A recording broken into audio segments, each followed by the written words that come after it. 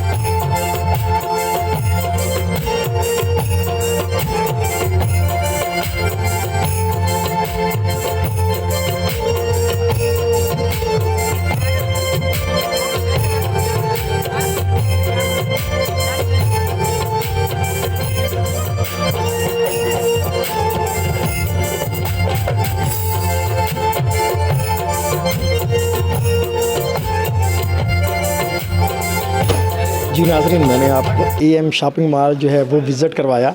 तो यहाँ पे एक ऐसा शख्स भी मौजूद है, जब बंदे जो हैं देहाती जो हैं आते हैं बीवियों से तंग होकर सामान ख़रीदने के लिए और जेब में पैसे, एक मिनट सर एक मिनट, तो उनकी जेब में पैसे नहीं होते, वो परेशान होते हैं। ये चेहरा पढ़ के उनको क्या कहता है, इनसे बात करते हैं। अस्सलाम वालेकुम। वालेकुम सलाम। प्यारा सा नाम बताइए।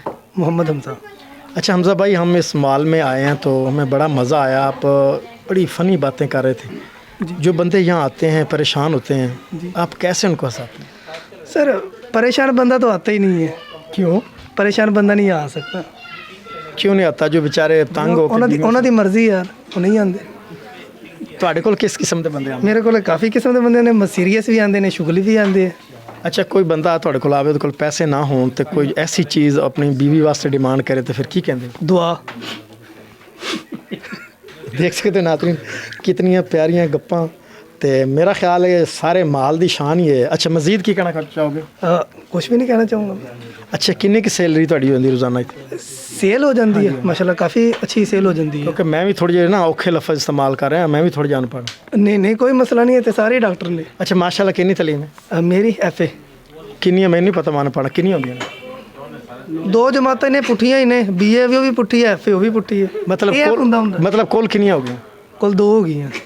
अच्छा, दो तुसी पढ़ लिया, टोटल किन्नियां होंदी ने वैसे ਜਿਹੜੀਆਂ ਅੱਜਕੱਲ ਚੱਲ ਰਹੀਆਂ ਰੂਟੀਨ? ਅੱਜਕੱਲ ਤੇ ਜਿੰਨੀਆਂ ਪੜ੍ਹੀ ਜਾਓ ਮੇਰਾ ਵੀਰ ਘੱਟ ਨੇ, ਉਹ ਸਾਰੀਆਂ ਹੀ ਪੜ੍ਹੀ ਜਾਓ ਤੁਸੀਂ, ਬਸ ਖਤਮ ਨਹੀਂ ਹੁੰਦੀਆਂ। ਭਾਈਜਾਨ ਨਮਾਜ਼ ਦੀ ਗੱਲ ਨਹੀਂ ਕਰ ਰਿਹਾ ਮੈਂ, ਜਮਾਤਾਂ ਦੀ ਗੱਲ ਕਰ ਰਿਹਾ। ਜਮਾਤਾਂ ਦੀ ਕਲਾਸ ਮਤਲਬ? ਅੱਛਾ ਕਲਾਸ, ਮੈਂ ਕਿਹਾ ਜਮਾਤਾਂ ਦੀ ਗੱਲ ਕਰਦੇ ਪਏ। ਜਮਾਤਾਂ ਤੇ ਅੱਜਕੱਲ 2 ਹੀ ਨੇ, ਨੂਨ ਲੀਗ ਤੇ PTI। ਨਾਜ਼ਰੀਨ, ਮੈਂ ਉਮੀਦ ਕਰਦਾ ਕਿ ਤੁਹਾਨੂੰ ਸਾਡੀ ਅੱਜ ਦੀ ਵੀਡੀਓ ਪਸੰਦ ਹੋਏਗੀ। ਇਹਦੇ ਨਾਲ ਹੀ ਆਪਣੇ ਹੋਸਟ ਗੁਲਾਮ ਮੁਸਤਫਾ ਸਿੰਧੂ ਨੂੰ ਦੇ ਇਜਾਜ਼ਤ। ਮਿਲਣੇ ਨੈਕਸਟ ਵੀਡੀਓ 'ਚ। ਅੱਲਾਹ ਹਾਫਿਜ਼।